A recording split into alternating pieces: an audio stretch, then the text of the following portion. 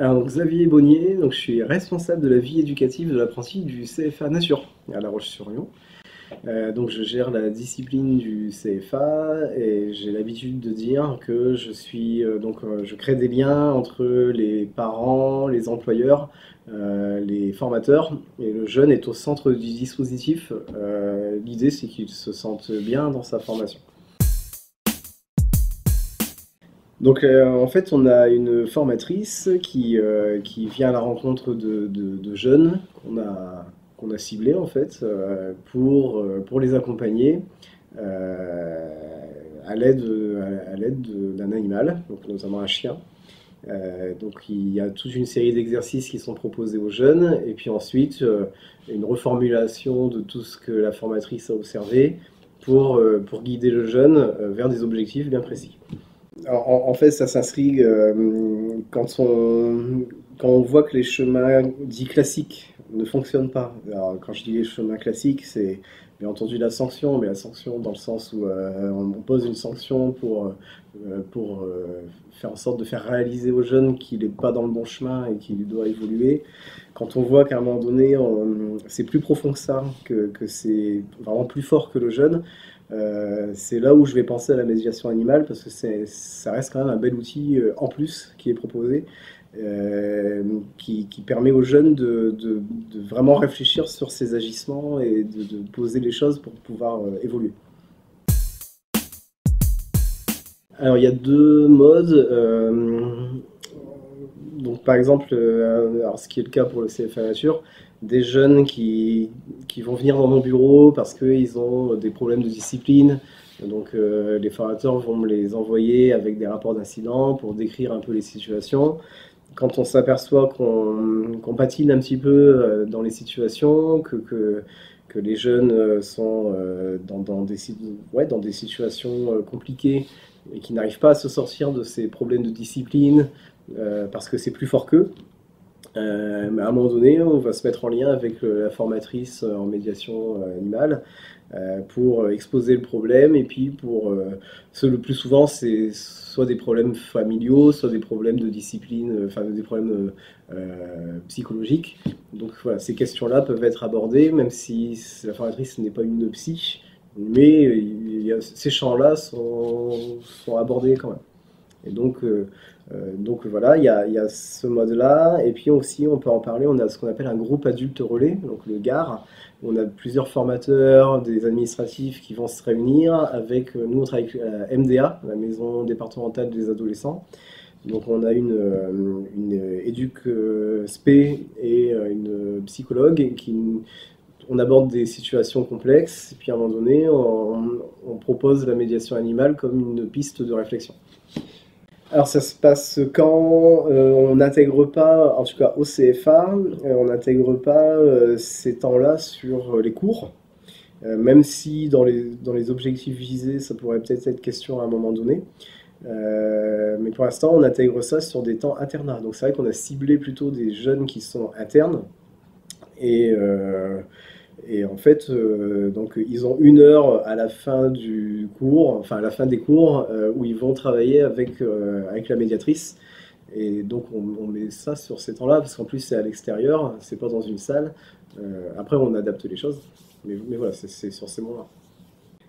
Alors ça marche par beaucoup de discussions, notamment dans un premier temps, c'est-à-dire qu'on explique le projet aux parents, c'est-à-dire que voilà, ça peut être dans le cadre d'un rendez-vous, on explique l'objectif, le pourquoi du comment. On rassure aussi les parents, notamment pour ceux qui pourraient être inquiets de se dire bah, quand même mon fils va être en lien avec un animal, etc.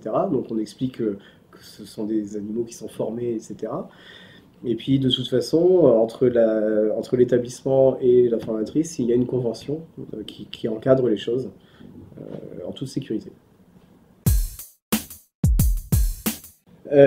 Du coup, ce qu'on a constaté, il y a plusieurs choses, parce qu'on a plusieurs jeunes qui ont été positionnés là, les jeunes que j'ai en tête, ils étaient vraiment dans des situations très extrêmes, c'est-à-dire des avertissements, enfin deux avertissements, un accompagnement qui aboutissait pas, et donc le risque c'était qu'ils aillent en conseil de discipline. Ce qu'on a observé au fur et à mesure des discussions et de ces travaux-là, parce qu'ils ont 5 séances en fait, et en fait plus on approchait de la fin, plus on se rend compte qu'il y a des attitudes qui sont en train de changer, qu'il y a une évolution. Bon, la base reste toujours la même, c'est-à-dire qu'un jeune qui va déborder, il peut toujours être à même à déborder, mais le fait qu'il y ait une vraie réflexion sur à quel moment tu débordes, qu'est-ce que tu pourrais mettre en place pour ne pas déborder, etc., en lien avec l'animal, c'est-à-dire qu'il va expérimenter certaines choses avec l'animal. En fait, ce qu'on observe sur le terrain, c'est que le jeune va être, enfin, va expérimenter ça en classe, et il va un peu se regarder fonctionner, et du coup, il arrive un peu plus à se canaliser. C'est ce qu'on a observé sur certains jeunes, et du coup, on a évité les conseils de discipline, et on a été au bout de la formation, et ces jeunes-là ont poursuivi, ils ont fait un autre diplôme derrière. C'est une bonne question. À quelles conditions? Alors, à mon sens, une des conditions, c'est la communication. Il faut qu'on puisse quand même communiquer avec les formateurs notamment, ou alors, en tout cas avec les membres de l'équipe éducative sur le sujet, parce qu'il faut aussi éviter les a priori. Certains pourraient dire on va jouer, ils vont balancer un nonos et puis le chien va ramener le nonos, voilà. Donc c'est lever ces choses-là et en fait expliquer les vrais objectifs pédagogiques derrière ce qu'on met en place. Je prends mon exemple, moi j'ai testé sur 1 heure la médiation et ça m'a permis vraiment d'expérimenter la chose et de comprendre vraiment quels étaient les objectifs, ce que ça pouvait provoquer. Donc ça c'est vraiment un levier, c'est de tester la chose. On peut même tester en équipe, ça c'est plutôt intéressant parce que on est tous faits d'émotions et je pense qu'on parle vraiment des émotions et de ce que ça nous rapporte. Et donc et au niveau, alors là je parlais plutôt de lever les freins finalement.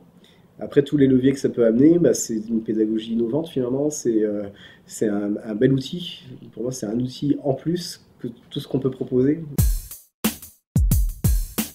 Alors, avant de mettre en place la médiation animale, il faut savoir que la médiation animale, il y a une formatrice et un chien qui ont tous les deux été formés. Donc le chien a été éduqué dans ce sens-là, mais il a été aussi formé euh, euh, pour gérer ces questions-là. Sur les temps qu'on positionne, on positionne jamais plus d'1 heure. Et dans l'heure positionnée, il y a toujours un temps d'explication de la séance par la formatrice. Donc souvent c'est 10 minutes, un quart d'heure. Donc c'est même pas 1 heure pleine. Et la formatrice est extrêmement attentive aussi à la réaction du chien quand elle s'aperçoit que le chien fatigue, qu'il ne répond pas toujours, qu'il y a moins de réponses. Là, elle va stopper. En tout cas, voilà, on ne dépasse pas cette heure-là. Et il n'y a pas forcément 2 heures à suivre d'accompagnement avec 2 personnes différentes, parce que, ou alors si c'est 2 heures à suivre, c'est pas le même chien. En fait. Parce que 2 heures, ce serait en effet trop, ça demande trop d'énergie. On n'en parle pas de la procédure qualité. Cela dit, ça fait partie des pédagogies innovantes, hein, parce que dans les démarches qualité, on doit forcément parler de nos partenaires à un moment donné. Donc oui, et dans les partenaires, on a des enquêtes de satisfaction, on a des enquêtes, donc oui, ça peut l'être. D'ailleurs, il y a une enquête de satisfaction, entre guillemets, quand un jeune bénéficie de cette prestation, il va toujours, à la fin des 5 séances, il y a un moment où il doit répondre à une enquête pour expliquer les bénéfices que ça lui a apporté, etc., avec un objectif de prendre en compte les retours et de s'améliorer. Donc oui, on est à fond dedans.